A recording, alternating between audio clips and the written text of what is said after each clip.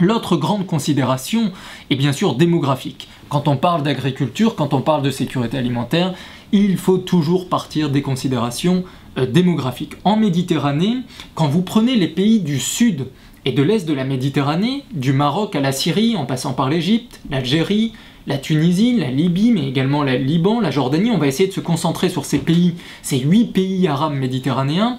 Il faut tout simplement rappeler qu'en 1980, ces 8 pays comptaient 100 millions d'habitants. Aujourd'hui, ils sont 200 millions. Nous avons eu un doublement démographique en l'espace de 30 ans, et à l'horizon 2050, on devrait atteindre 300 millions d'habitants. Ça veut dire qu'on aura eu une multiplication par 3 de la population de ces 8 pays en moins d'un siècle. C'est considérable, et concrètement aujourd'hui, ça signifie dans ces pays, dans cette zone du monde, extrêmement fragile sur le plan des ressources naturelles au développement agricole, ça signifie qu'aujourd'hui, il faut nourrir 7000 bouches supplémentaires chaque jour. À la table des pays arabes méditerranéens, vous avez chaque jour 7000 personnes supplémentaires à nourrir, 7000 aujourd'hui, 7000 demain, 7000 après-demain. C'est considérable. Ce défi alimentaire est difficile à relever dans un contexte de croissance démographique et de raréfaction des ressources naturelles. Ce qui explique que ces pays, avec le temps, ont eu besoin des marchés internationaux pour s'approvisionner, pour se nourrir, pour alimenter notamment les villes du littoral. Et c'est là aussi où il y a une autre considération extrêmement intéressante à faire sur cet espace du monde, c'est cette fracture en fait territoriale. Grande fracture qu'on retrouve en fait à l'échelle internationale. Vous savez, le monde n'est plus coupé entre un nord et un sud, entre pays développés et pays sous-développés. La planète aujourd'hui est cassée en deux, entre des villes globalisées d'un côté, souvent situées sur les littoraux, et de l'autre côté des campagnes, des zones rurales intérieures, enfermées au XXe siècle, marginalisées par les pouvoirs publics et souvent sous-développées d'un point de vue économique. Cette fracture territoriale qui se retrouve dans plusieurs pays du monde se retrouve tout particulièrement en Méditerranée, puisqu'en fait l'essentiel des investissements économiques, l'essentiel de l'action politique s'est tourné vers les villes du littoral. Et sur le plan alimentaire, on a d'abord pensé la sécurité alimentaire des populations urbaines.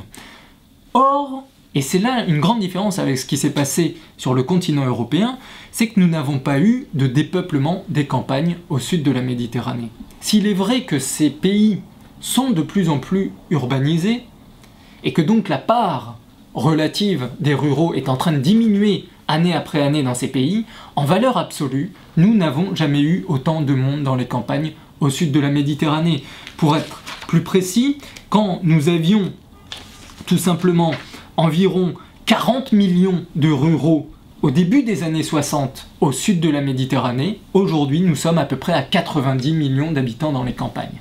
Donc ces espaces marginaux au sud de la Méditerranée ne sont pas du tout aujourd'hui dans un exode rural qui viderait les campagnes. Il y a des départs vers les villes, il y a des départs vers l'international, mais nous n'avons pas de dépeuplement de ces espaces. Et il faut donc aussi regarder cette Méditerranée avec donc une double fragilité. Et c'est là où il convient d'insister, c'est qu'on a une insécurité alimentaire qui est croissante compte tenu de la croissance démographique, de la raréfaction des ressources et de ce recours stratégique, vital aux importations mondiales, au marché international, marché de plus en plus complexe, de plus en plus tendu, avec tous les phénomènes que l'on connaît à la surface du globe. Ça, c'est une insécurité d'un côté sur le plan alimentaire, et nous avons de l'autre côté une frustration territoriale de mondes ruraux, oubliés par les pouvoirs publics et souvent sous-développés. Quand vous prenez la révolution tunisienne à l'hiver 2010-2011, cette révolution a d'abord été une révolte des régions rurales de l'intérieur,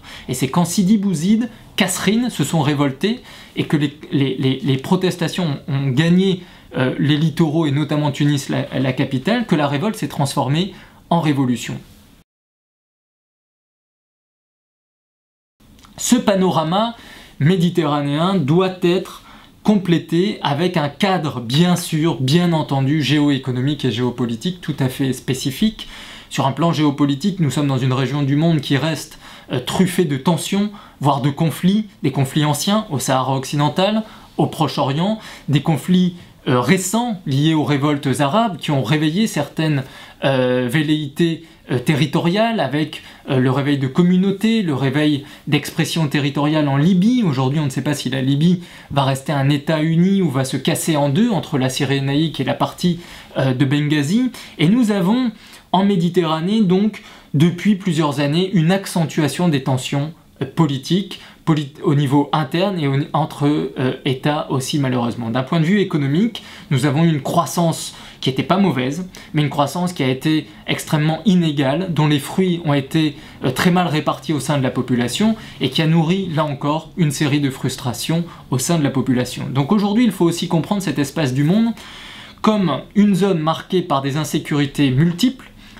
et où l'insécurité alimentaire doit figurer dans la liste des risques dans cet espace. On en parle peut-être trop peu, mais le risque alimentaire fait partie des tensions au sein du bassin méditerranéen. Et d'autre part, nous sommes dans une région du monde qui, encore une fois, est en train de montrer à la planète entière que c'est une région pleine d'effervescence, pleine de surprises, pleine de dynamisme. Les révoltes ouvrent une séquence inédite dont on peut craindre le pire, mais dont on peut aussi espérer le meilleur. Elles ouvrent un nouveau champ politique. Elle contribue à libérer la parole dans des pays où pendant longtemps l'expression a été maintenue et contenue. Et nous avons aujourd'hui à regarder ces révoltes comme des transitions qui seront forcément longues, peut-être douloureuses, peut-être difficiles, complexes, mais en tout cas, une nouvelle séquence s'ouvre et le développement agricole, la sécurité alimentaire doivent figurer parmi les priorités politiques, nationales et régionales au sein de cet espace.